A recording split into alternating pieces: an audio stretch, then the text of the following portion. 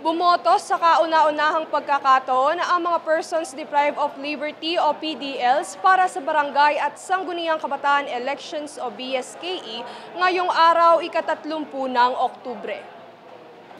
All persons deprived of liberties have their constitutional right to vote.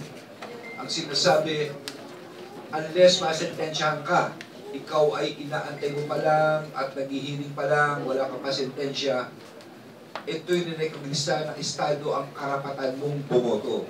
Ang mga PDL na bumoto sa buong bansa ngayong araw ay nasa higit na 27,000 kung saan ang 1,600 dito ay inescort sa kani-kanilang polling precinct sa labas ng kulungan para bumoto. Ang mga ito ay ang mga nakapiit ng 6 na buwan pababa o di kaya naman ay ang mga mababa sa 50 populasyon sa piitan. Samantala, naganap ang pagbotong ito ng mga PDL matapos ang naging kasunduan at paglagda sa Memorandum of Agreement ng Commission on Election sa Public Attorney's Office at Bureau of Jail Management and Penology. Kaugnay nito ay bumisita si DILG Secretary Benhur Abalos sa Manila City Jail upang siguraduhin ang mapayapa at maayos na kalagayan ng mga botante sa piitan. Kabilang sa higit na 300 botante sa City Jail ay sina alias Mamu at alias Reka na lubos na ikinagalak ang pagbibigay halaga at respeto sa kanilang karapatang bumoto. Anila ang naging paraan upang kanilang makilala ang mga kandidatong iboboto ay sa pamamagitan ng digital platform kung saan ipinapanood sa kanila ang mga video na naglalaman ng mga plataforma ng mga BSKE candidates.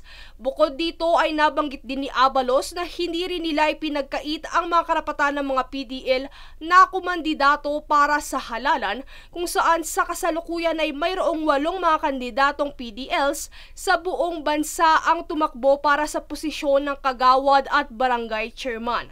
Kasi huwag tayo mag-brand na porque nagawa mo ito, kasi sa pumunta yung tao, parang hindi na siya pwede magbago. It should never be that way. No? Hanggat maaari, akapin ang komunidad, bigyan ng pagkakataon, ng trabaho, ng livelihood. Yun naman ang sa atin.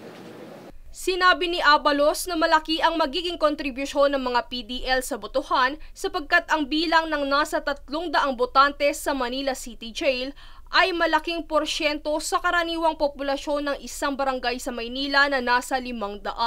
Sa pagtatapos, binanggit din na hinahanapan na nila ng trabaho ang mga PDL bago pa man sila makalabas, nang sa gayon ay handa na silang mamuhay muli sa labas ng kulungan.